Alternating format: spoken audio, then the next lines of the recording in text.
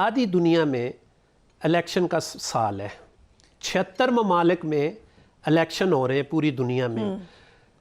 Taiwan से शुरू होने हैं इलेक्शन जनवरी से और अमेरिका तक जाने हैं, ठीक है, जिसमें पाकिस्तान, बांग्लादेश, इंडिया, रूस और यूरोप सारा और ये सारी चीज़ों पे होना। श्रीलंका आप देख लीजिएगा, ये बात नोट कर लीजिएगा कि 2024 के अंदर जिन जिन ममालिक में जनवरी में इलेक्शन हो गए वो बच जाएंगे। फरवरी से बाद जिसमें भी इलेक्शन स्टार्ट हो गए उन मुल्कों के अंदर उनकी इकॉनमी के ऊपर बहुत बुरे असरात होंगे। नंबर 1। नंबर दूसरी बात, so, आप कह रहे हैं कि जनवरी 2023 में जहाँ इलेक्शन होंगे, that's the safe time period. ये सेफ टाइम, वो भी थोड़ा सा है।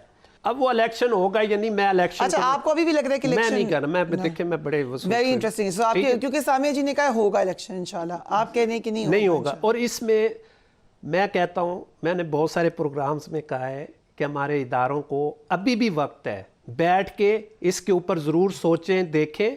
हम तो एक देखें एस्ट्रोलॉजर हैं, हम तो अपनी कैलकुलेशन आपके साथ शेयर करते हैं। मैं सामिया की बात को इंडोज करूँगा, खुदा करे हमारी सारी बातें गलत हो जाएं, लेकिन हमारा मुल्क प्यारा है।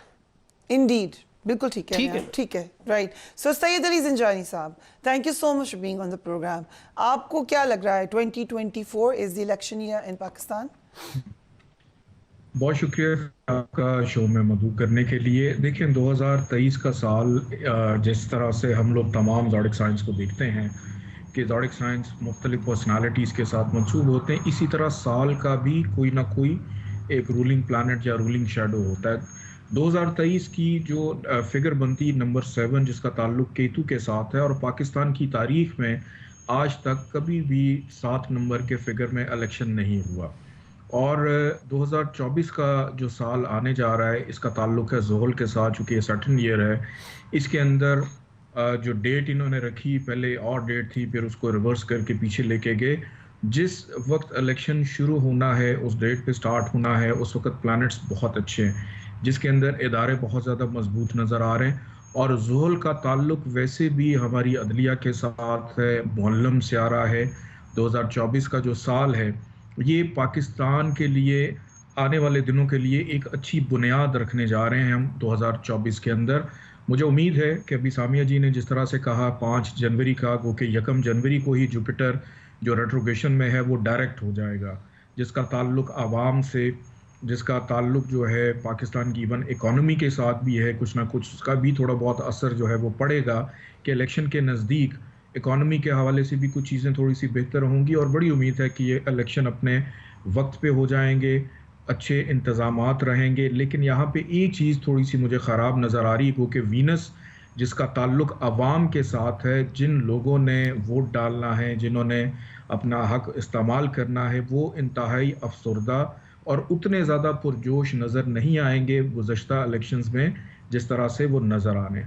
और इस इलेक्शन के जो भी नताइज आएंगे एक बहुत बड़ा हल्का होगा जो मे भी शायद इस इलेक्शन के नताइज से मुतमईन ना हो। ओके, सो आप कह रहे हैं कि पब्लिक सेंटिमेंट कोई इतना अच्छा नहीं होगा। क्या कोई खुल के पूछ लेते हैं, आपको लगता है कोई जमात होगी नहीं इलेक्शन में, पीटीआई नहीं होगी इस इलेक्शन में, उसी का लग रहा है? देखिए पीटीआई तो जाहिर तौर पे तो नज़र आती है कि जीतेगी, लेकिन सितारों की अगर हम बात करें तो पीटीआई का जिस तरह से हर फर्द का जायचा इसी तरह एक पार्टी का भी जायचा होता है। तो पीटीआई अपने ख़राब दौर से गुजर ज़रूर रही थी 15 दिसंबर तक। पीटीआई का पार्टी का जायचा अब आहिस्ता आहिस्ता बेहतरी की तरफ बिल्कुल जा रहा है।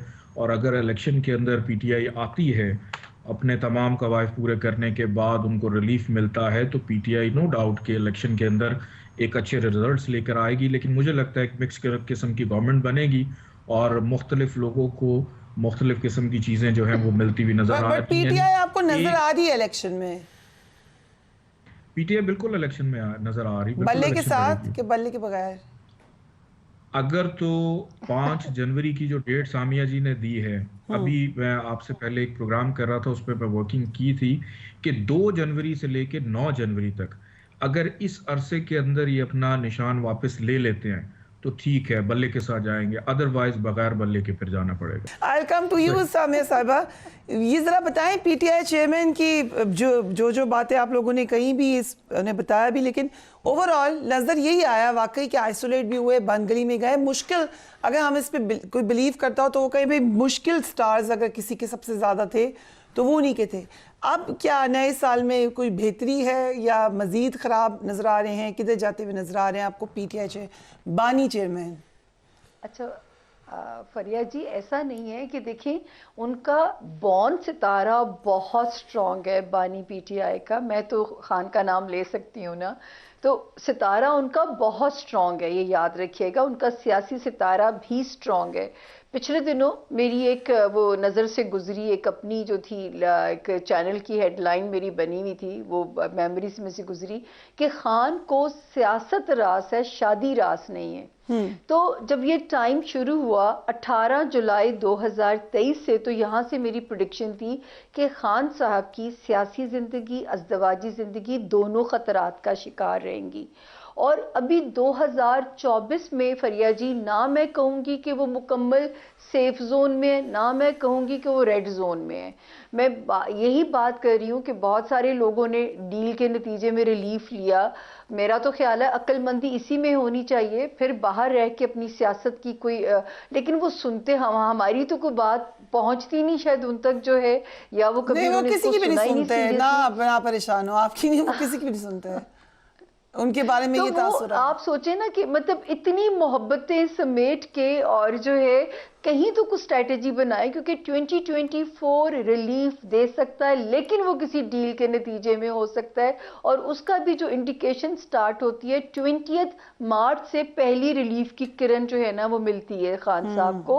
अब आगे, लेकिन अभी मैं कहूँ कि 24 में रिलीफ मिल सकता है। फरिया जी, पावर नहीं मैं कह सकती, क्योंकि अभी सितारा थोड़ा सा टाइम लेगा। जो भी, जैसे जब पीपल्स पार्टी का दौर खत्म हुआ था तो मैंने कहा था 10 साल लगेंगे कम बैक करने में। जब नवाज शरीफ साहब का दौर खत्म हुआ तो अब जाके 2023 के सेकंड हाफ में मैंने कहा था कि मुल्क वापस आएंगे, अपने घर की खुशी अल्लाह उन्हें देगा और उनका सितारा आगे मजीद सॉलिड होने जा रहा है। इसी तरह खान साहब की भी थोड़ी सी बारी है, सिर्फ हम उनके प्यार करने वाले थोड़े हम इम्पेशेंट हो रहे हैं। बड़ा सियासतदान बनने के लिए थोड़ी कुर्बानी देनी पड़ी जाती है। जो कुछ लोग थे, मैंने ऑनलाइन ही देखा, सम पीपल आर प्रेडिक्टिंग बड़ी ज़बरदस्त चीज़ें खान साहब के लिए। वो किस तरह आपने देखी होंगी प्रेडिक्शंस? कुछ लोग हर हफ्ते प्रेडिक्ट कर रहे हैं कि नहीं जी वो तो बस पावर में आने ही वाले हैं। वो कहाँ से प्रेडिक्शंस आ रही हैं? देखें, वो भी इल्म रखते हैं, मुझे नहीं पता। वो मैंने तो कहा कि मेरा तो अल्लाह से रेजोल्यूशन है, मुझे गलत होना मंजूर है फरिया जी। मैं ज़ाती पसंद नापसंद पे ओपिनियन नहीं दे सकती। जो इल्म रास्ता दिखा रहा है, गुल साहब मेरी बातों पे, इनके साथ पहले भी हम शो कर चुके हैं, ये अब कितने मुत्तफिक होते हैं, क्योंकि मतलब मैंने इज्जत अफजाई भुगतनी मुझे मंजूर है, लेकिन मैंने अपने बयान को सितारों की रोशनी में बयान करूंगी। गलत भी हो सकता है, देखिए मेरे पढ़ने का अंदाज गलत भी हो सकता है, लेकिन मुझे 2024 में पावर नहीं, रिलीफ की खबर फिर भी सितारा देता है। आपने अपना जायचा तो नहीं बनाया सामिया जी? On lighter note